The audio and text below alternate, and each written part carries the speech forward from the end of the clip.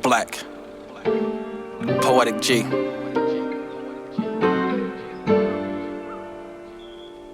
Beautiful love always carries knowledge. Pay attention.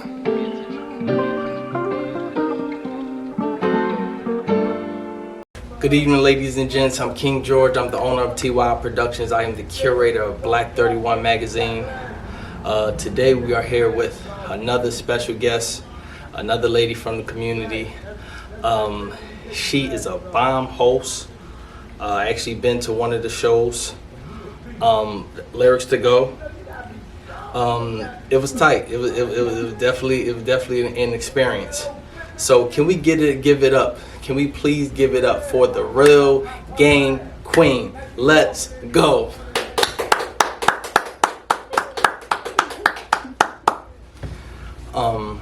Most importantly, thank you for showing up. Thank you for being here. Yes, thank you. We appreciate you. I want to get right into it. Hosting. How did you become a host? And how exhilarating is it to be a host? How exciting is it?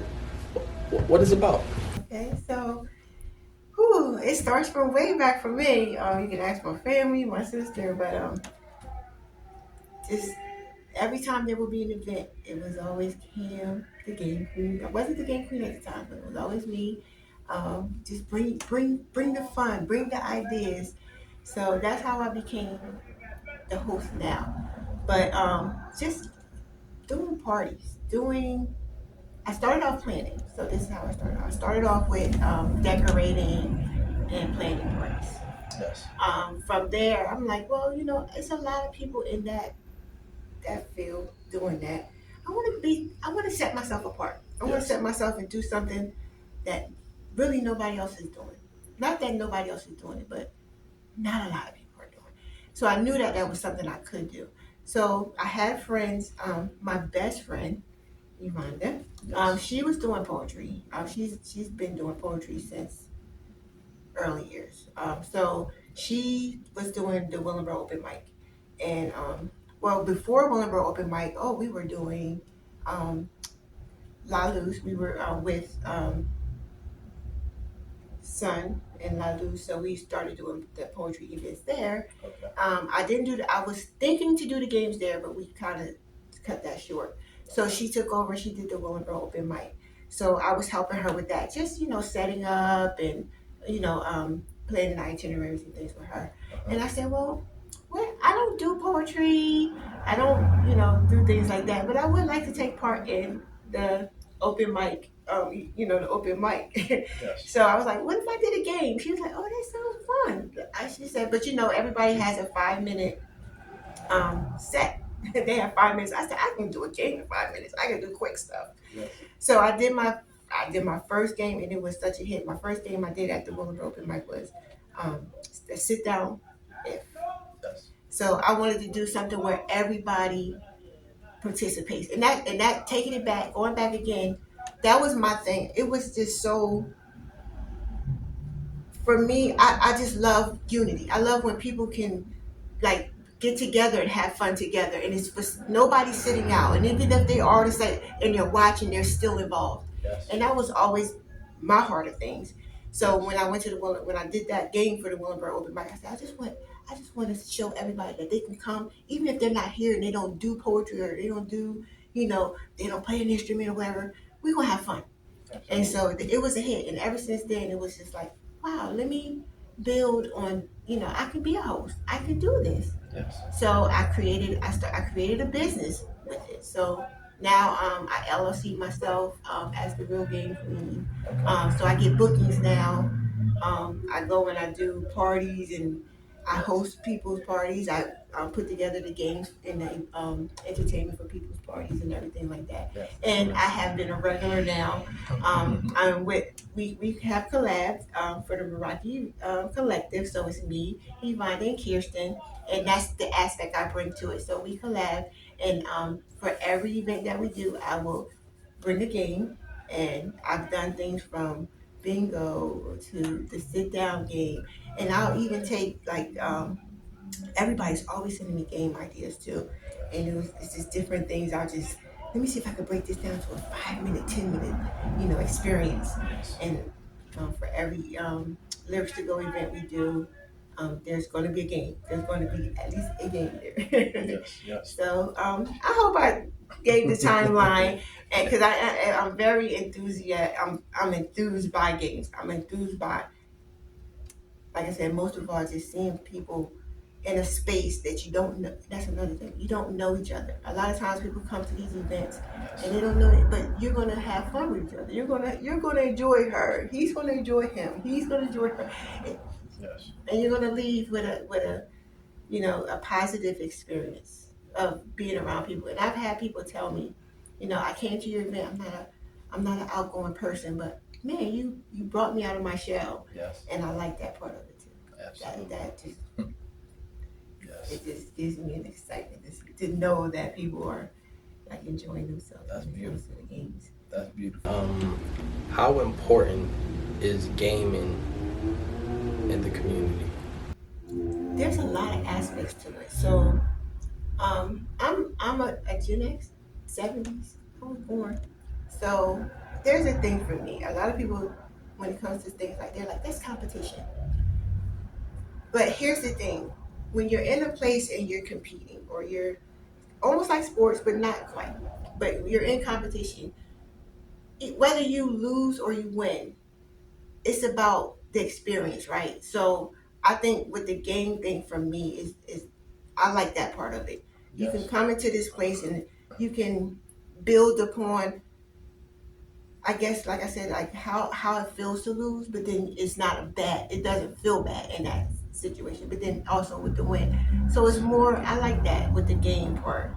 Um, it's also, like I said, a way of bringing people together too, where everybody may not, how can I explain, not know each other, but that experience helps you to get to know each other as well. Yes. You know what I mean? You learn things about people from certain games that you can play. Yes. So I like that as well, like with the games. Yes, absolutely. And picking at your brain, they say you should always have your brain working. So yes. I like that. There's so many things about bringing the games out that I just connect to.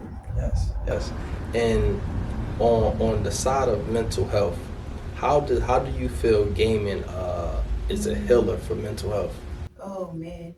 So again, like the thing with being in this place. Okay, so a lot of people are like, okay, confidence. When you say mental health, confidence. When you're in a space and I guess the dealing of winning and losing, but in a fun way. You don't realize what you're building in that. So you may lose, but you had fun. You kind of let down some things. You know what I mean? And then I think the mental health as well. I've heard people say, if I could take it here, some people run from their problem when it's mental health, right? And they'll say, well, you playing games and stuff is just running away. But to a degree, you do need time away from things. Yes. And in that, I feel like it's not, I don't think it's done in a bad way. I don't think, the taking the time and getting out of a certain place. Yes. And getting into the space of, like I said, you're in the world, when you're playing, your thoughts are not on those things that get you depressed, or those things that you're in another space. So I think taking that time, away from that is great, is a good thing. And I've had people tell me, like I said, I don't go out, or, I've been feeling down. Things are happening in my life. I hear this a lot. Life's been lifing. Yes. But then I play the game and it's like, oh, I feel, you know what I mean? Like it's relax. It can be relaxing. Yes. And then, and it helps to deal with things better. When you're stressed and you're dealing with something, it's different than when you're something that, like, I smiled and I laughed, and now I have to. Now when I go back to the situation, I have to deal with. It's done in a better way to me. How did the real game queen grow up? Yes, that's valuable. That's very valuable. Now, I want to get just I want to ask a question that's how did the real game queen grow up? Ooh. Okay, so I'm country. So my family, all my family's originally from Louisiana.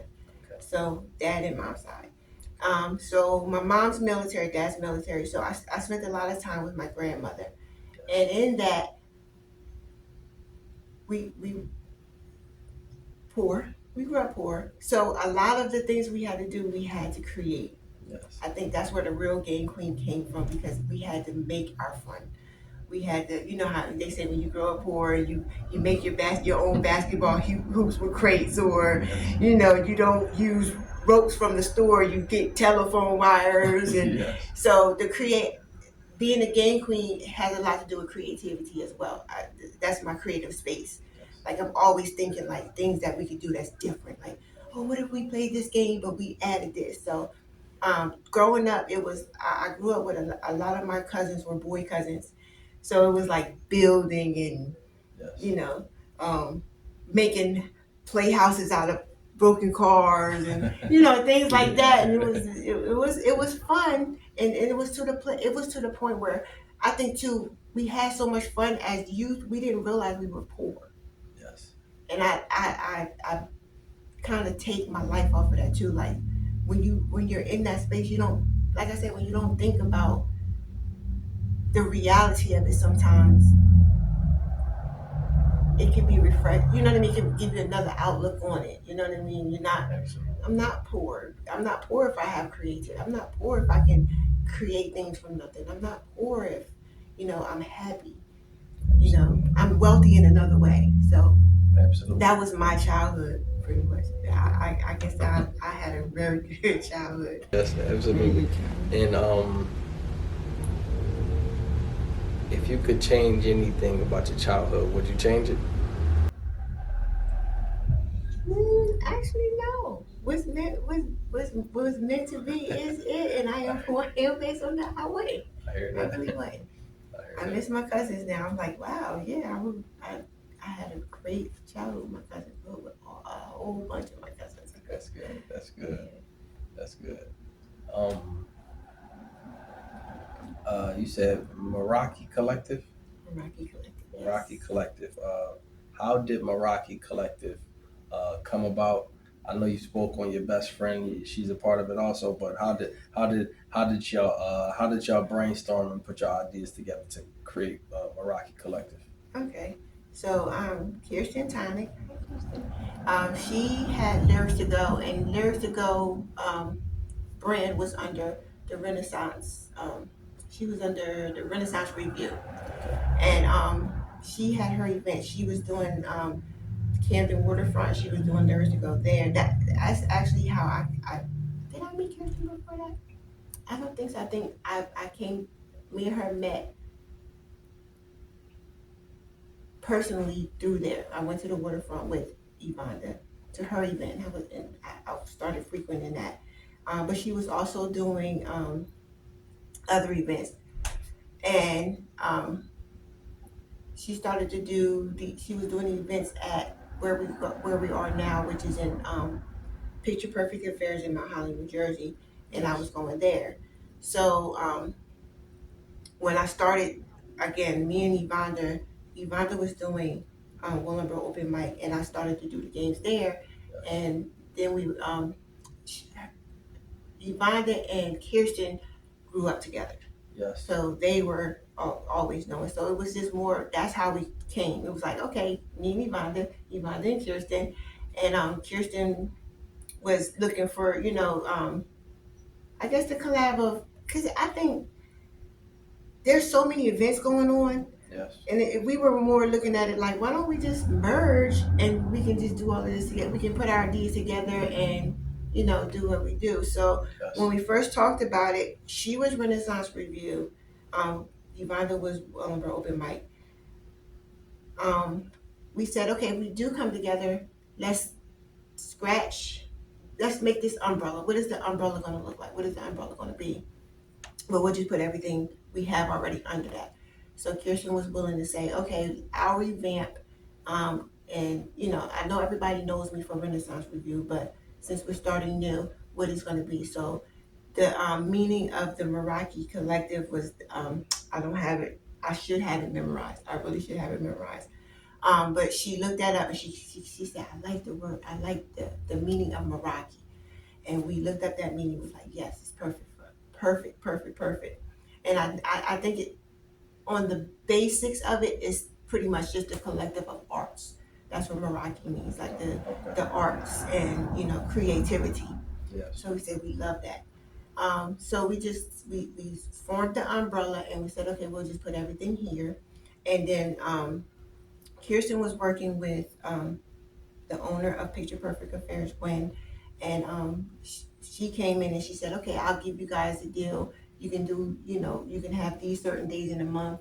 Yes. And that's when we started creating, okay, Game Queen, why don't you have your own night a month? Yes. So now we have a game night a month for me. We have Lyrics to Go there. She also was working in Woodbury, New Jersey. She has Lyrics to Go on Broad Street in Woodbury. Okay. So we merged that in, and then we put Willingboro Open Mic under that. And we also created, we had another night. So we actually came up with one that was a collective of us all, which is Uncensored. Okay. Uncensored is pretty much, we know Willingboro Open Mic is family friendly. Lyrics to Go is like you guys came to that one, the one at Picture Perfect Affairs. Yes. It's an adult night. It's a nice vibe, but we know that for us it was like Uncensored is more like there were people like, can I cuss? Or, can I say this or can I do this? And we said, we're going to create Uncensored for that. Because Yes. you have people that they have like certain even topics that they want to, have their poetry on that. We're saying, no, feel free. This is where you can do it and, Yes. you know, present that. So we created together. We created that under the Meraki Collective umbrella. So I like it. That's incredible. That's incredible. Three sisters coming together. I like that. yeah, I like and it. we That's- help each other out. Like we give each other ideas. Because there were things from Willowbrook like that. She said, "Oh, I like how you do that for Willowbrook." So we kind of like Yeah. take everything and pencil it into each other. So Absolutely. Yeah. nice. Absolutely. Absolutely. Um, I want to touch bases on a more intimate note, but it's like a community note also, an intimate community note. Um, how do you feel about all the gun violence that's taking place in the city of Philadelphia? It is. Let's see, because we talk about this all the time, and it's saddening. And I'm hoping that I'm wondering if this is my view. I'm wondering if because I know how I work in Camden, so I know a lot of the aspects of how Camden got their crime down and how their policing worked. And I'm wondering if that is something that like the restructure of that part, like their policing, their even with the government and everything. It's hard to talk because it's sad. Like you wake up. I'm not from Philly, but we have the access to the Philly news, and every time you watch the news, it's always a kill, it's always murder, it's always gun violence. So Yes. and you just think like what could be. I'm one like I love solutions. Like what could be the solution? What could be the solution? It really starts in the heart of it. Yes. Too, not just relying on policing, but the heart of it. Yes. And I feel like reaching out, and I think, and I'm plugging it, but even with games and the unity of us, of we gotta love each other first before we depend on. So the maybe not maybe, but getting into the homes and getting into that part, the depth of it, because the product of what's coming from it is what that is. Yeah. So that's how I'm feeling about it. Like, Yes. what is this? What could be the solution? And those things that for the homes of Philadelphia to really get in there and help. What is that? Yes. What is really needed? Like, you know. Yes. Yes. Now, do you currently stay in New Jersey now? Yes. Now, just to touch bases on New Jersey, because I know also Philadelphia have it too. But just in Camden, New Jersey, how do you feel? How do you feel about the drug problem? Oh wow, the drug problem is, and there were I see sections that they're working on because we had this conversation a lot. When the drugs are in our community, Yes. they don't care. When the drug starts to get into widespread and they're Yes. they're hooked on certain drugs, then they care. Yes. And I think that's why Camden gets some of the help that they get when it came, because they had the methadone clinic. They took that, they're restructuring everything, Yes. and that's why I'm looking at Camden as that. Okay, whatever they're doing in Camden be done in Philly, because all it took was some of them to have the problem with the drugs for them to care. Yes. Um, it's not solved. It's a lot of it, but I see that they are working Yes. on that part. Mhm. But then in the same sense, I see that they're driving people to certain areas as well. Yep. And I remember when I was over Jersey at Cooper University, Mm-hmm.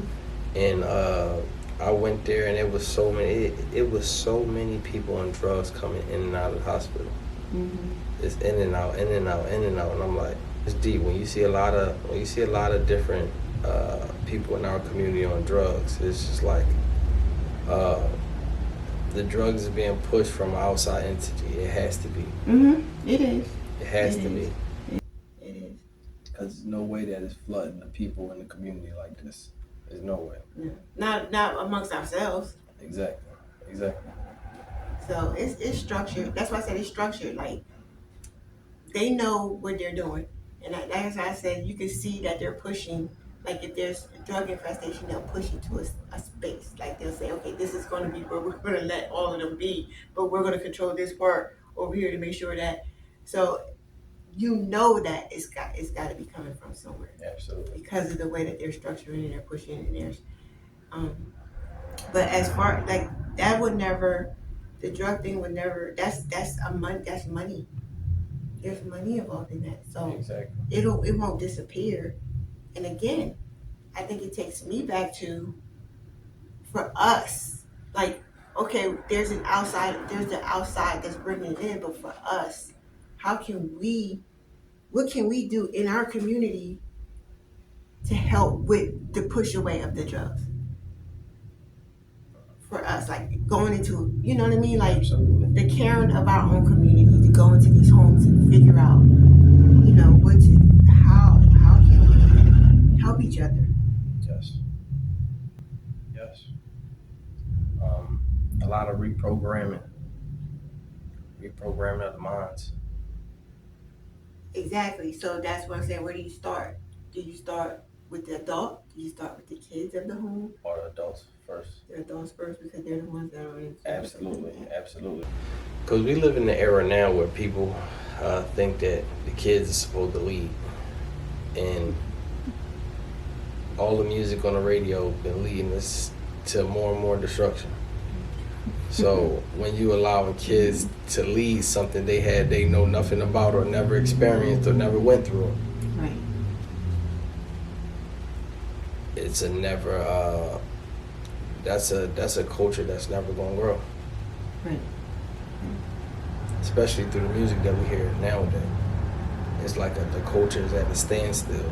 It's like the culture is like little kids now, mentally. Yeah, mentally little kids, right. It's like, with music in the 90s, these were like 20-year-olds, 22-year-olds making this type of music. You're like, man, this song is deep. This song is 80s, 90s. Right. And you like, now you hearing these 19, 20-year-olds and they just talking about nothing but destruction. Yeah, nothing but destruction. The communities need help, y'all. They need help. So the thing that me and the sister is talking about is community value. do y'all value y'all communities? Exactly. Are y'all really worrying about change? Are y'all really pushing towards change? And to touch bases back on community change, right? We appreciate you for being a part of Black 31 Women's Edition. And and what do you feel most importantly is your place in the community? Um, First of all, I'm a parent. I've always said that, like, I'm a parent, so what I birth pretty much is a contribution to society, right? So I make sure that she's brought up to be a good influence as well. So, and then I now have a grandchild. So that's my importance in the community is what I produce, what I bring out. Yes. But also, like that's another thing in what I do because a lot of people it's crazy because I get questioned. Isn't that childish? You're too old to be thinking about games. But there's a deeper aspect of it because you don't look at the connection part. Because just to get somebody involved in something, you can always take that opportunity Yes. and now you can impart things. Because once you break someone into a certain a comfortability, Yes. you have that avenue. So that's where I feel like I'm a contribution to the community with what I do because Yes. I can impart the things that the positivity, the like I said, the what can we do for the community, the help, like you said, drugs are running rampant, like the empathy of things that people are in need, not just financially, not just but just the mental part, like just being able to talk to somebody to get them into a certain spaces, like it's gonna be okay. You're Yes. gonna be okay. We're gonna be okay. Yes. So I feel like that's my contribution to the community. Even though, like I said, I get backlash. Like, what do you think? Playing games? You're playing games. What does that have to do? But it's the deeper aspect of that is, like I said, the connection part, and that's what I think we need as a people is the connection part. We're dividing in so many ways. It's like I was just having a conversation, women against men, dark skin against like it's so much division. But in what way can we get together? In what way can we have a common ground that we can start at this common ground and talk, like you said, talk. Now we can talk about those things that are important. Yeah. Yeah. Yeah. And I think the influence of positivity is always better, the best influence. Absolutely. Absolutely. You Absolutely. know? Positivity matters. Yes. Positivity matters. Um, but before we wrap up this interview, right? Um, I would like to know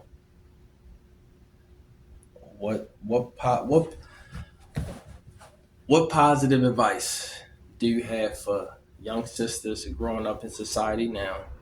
Um, Most importantly, all the things that they need to do to stay focused, to uh, stay grounded within their natural reality. Um, what do they need to be successful? What do they need to grow their brand? And most importantly, what advice do you have for the young game show host that's hoping to someday follow in the footsteps of yourself, of a person like yourself? um, the main thing is find the love in you and the confidence in you. Um, we do deal with it, especially as women, we deal with a lot of things on our shoulders. Yes. Um, so I think, like I said, it's trusting, trusting your gut, trusting what you feel is right. Because we all are, I think we're all born to know with that intuition, with that. Just be confident in yours. And if you want to start a brand, um, that's important. The love of yourself. Knowing, do it for you. Don't do it for anybody else. Do it for you, and you'll get that invigoration of the what you get for yourself. is going to overcome everything. So when you get these pitfalls, or when you get these backlashes, or when you get these, negative feedbacks, you're saying, you know what? But I feel good about what I did. I'm happy with what I did. Absolutely. So that's what I would kind of, into everything in life. I think it's self, when we push like a lot of self love. It is important to have self love. Yes. And like I said, I'm 48, and I'm like, you're 48 playing games, because I'm at that point in my life where I'm confident in what it is that's for me now. Yes. Yes. So Absolutely. That's what I'm talking about. That's what I'm talking about. 1 second. 1 second. I need something. Quick second. Both the cameras stopped. You're doing good. I feel like I'm a little crazy. No, you're not. You're focused and really good. Wow, we actually towards the end, you actually doing amazing. That was heavy. That was heavy. That was heavy. That was heavy. That was heavy. Thank you so much. Thank you so much. Thank you so much. Thank you so much to the Real Game Queen, just for showing up to the platform of Black 31, the platform of truth, the home of the champions, and the place where we uplift man, woman, and child. So before we even wrap up, one more time. Well, the first time, because we didn't even ask the first time. Where can the people find you at? Oh, I'm on all social media platforms under The Real Game Queen. They always make this a point. The Real Game Queen. At The Real Game Queen on TikTok, at The Real Game Queen on Instagram, on Facebook, The Real Game Queen. I'm just getting into Threads, but that's on Instagram as well. I'm not on X. Sorry, it's a little bit too much for me. But that's where you can find me. Or you can email. I do bookings. Like I said, I do personal events, parties, weddings, baby showers, graduations, all sorts. But I can be reached at my email, gamequeen4life@gmail.com. So shoot me an email, say, listen, how much is it? What does it entail? And I'll give you more info on that. Yes, let's go. Give it up one more time for the Game Queen. That's what I'm talking about. The Real Game Queen. The Real Game Queen. That's what I'm talking about. It only made me better. Ain't no second guessing the presence of a real legend. Invested in the people, so I highly stress it. Pay attention, train your mind. During these times, we need more education, not incarceration. To elevate from negativity at all costs. Knowledge and power. Remember, this game spilled, given. Embrace it. T.Y.I, Poetic G. Peace and love, one.